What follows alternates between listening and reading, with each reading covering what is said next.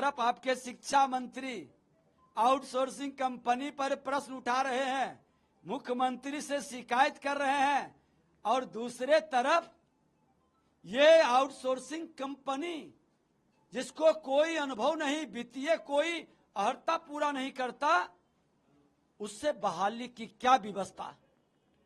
विधानमंडल दल का नेता पूछ रहा है ना, और नेता विरोधी दल जब विषय उठाता है तो सरकार को जवाब देनी चाहिए। लेकिन हम जब प्रश्न उठाते हैं तो जवाब इसलिए नहीं देते हैं क्योंकि उनके पास जवाब है नहीं। एक भ्रष्टाचारी मानसिकता का लोग भ्रष्टाचार पर जीरो टॉलरेंस की बात कर सकता है, लेकिन सत्य से मुंह छुपाता है, वर्गलाएगा, अनाप शनाप बोलेगा, लेकिन विषय वस्तु पर जवाब नहीं दे पाएगा। हिम्मत है तो आप क्यों नहीं आज बीपीएससी से, कर्मचारी चयन आयोग से क्यों बहाली विधानसभा की नहीं हो रही? और एक सबसे बड़ा मैं बता रहा हूं कि विधानसभा के अंदर, विधानमंडल दल के अंदर हमने देखा है कि जितने लोग की बहाली कर रहे हैं और किए हैं, उतना बैठने का जगह नहीं है। धिक्कार है इसी मानसिकता को जो कानून बनाता है, वो संस्था के अंदर इतनी बड़ी गड़बड़ी। और मुख्यमंत्री जी, आप धृतराष्ट्र बन करके आंख बंद के बैठे हैं, जब कोई कहेगा तो कहेंगे मुझे पता नहीं।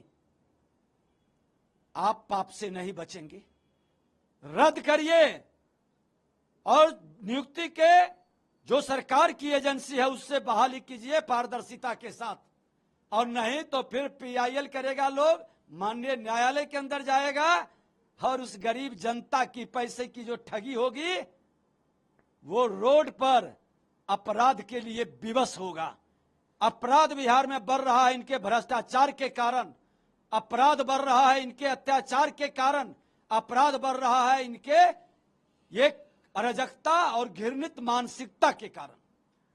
नीतीश कुमार जी भोज में जा रहा है, G20 के भोज में। लगता है कि काफी दिनों के बाद पीएम और सीएम एक साथ बैठ के खाना। देखिए, संवैधानिक संस्था पर बैठे व्यक्ति के सम्मान से ज्यादा उस पद की सम्मान अपनी मर्यादा को बढ़ाता है।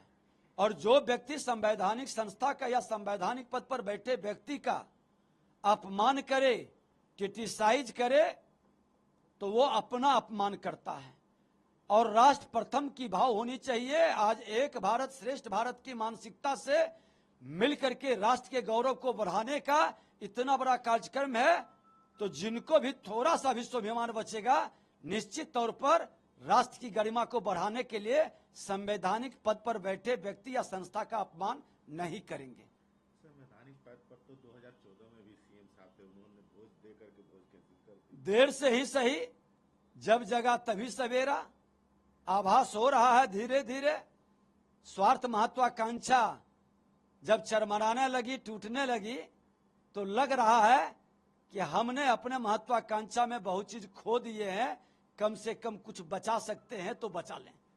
लालू जी इन दिनों गांव के मंदिर गए, हरिहरनाथ मंदिर गए, इस्कॉन मंदिर कल गए, एक शिव मंदिर गए, मंदिर इस समय जा रहे हैं और प्रार्थना कर रहे हैं, पूजा अर्चना कर रहे हैं।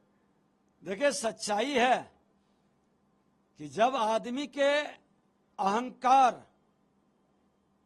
धूल धूसरित होने लगे और पाप जब चरम पर पहुंचे, तो जिस पोथी को जलाने की बात करते थे उस पोथी की पूजा करने में लग गए। यही है श्रीमान लालू प्रसाद यादव। पोथी पत्रा जलाओ, मंदिर का अपमान करो। आज मंदिर भटक रहे हैं क्योंकि अपने पाप का फल हर को भोगना पड़ता है। आज वो अनाथ बच्चे और विधवा की आ और कराह गूंज रही है बिहार के अंदर, और अपने तो जो फल भोग रहे हैं तो लग रहा है कि मैं अपना फल भोग चुका, हमारा आने वाला बेटा न भोगे, किसी तरह से भगवान बचा लीजिए, अंतिम समय शांति से गुजार लें। लेकिन आपका मानसिकता तुष्टीकरण का, जो स्टालिन का पुत्र सनातन पर मिटाने की बात करता है, डेंगू और मलेरिया बताता है, और आपका बेटा चार्टर्ड विमान से केक खाने जाता है। आज उस पर जब प्रश्न उठाता है तमिलनाडु और बिहार के मामले में, तो मनीष कश्यप पर कई मुकदमा तमिलनाडु के अंदर लागू हो जाता है, केस पर केस करवा देते हैं। और उस बच्चे को आज आप जिस तरह से रुला रहे हैं, उसकी मां ने भी आवाज उठाई है। आज स्टालिन के बेटा पर बिहार में केस क्यों नहीं हो रहा? मामला तो दोनों सेम है। अरे वो तो एक स्टेट की लड़ाई थी, ये तो एक धर्म की लड़ाई है। 140 करोड़ भारतीय के सम्मान की लड़ाई है। बिहार के अंदर जो केस हुआ उस पर एक्शन क्यों नहीं? तेजस्वी यादव जी, आपको भी इस पाप का फल आपके पिताजी के मंदिर जाने से नहीं कटेगा।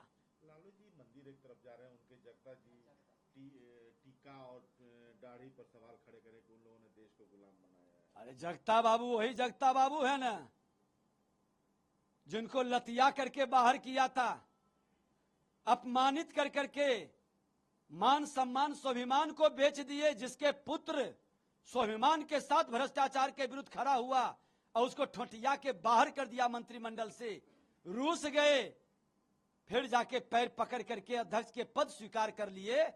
ये व्यक्ति अपने समाज और अपने संस्कार को छोड़ चुके हैं और ये व्यक्ति एक भ्रष्टाचारी के गलवहियां करके उसके आरती उतार करके आज टीका पर प्रश्न उठाते हैं। विजय सिन्हा तो हर पद पर बैठ करके टीका लगाता है, मान सम्मान स्वाभिमान से जीता है। जिसको टीका से नफरत है वह सनातन का संतान नहीं, निज गौरव पर जिसे हो न अभिमान वह नर नहीं पशु है। और ऐसे पशुवत लोगों को कोई भी पद पर बैठने का अधिकार नहीं है।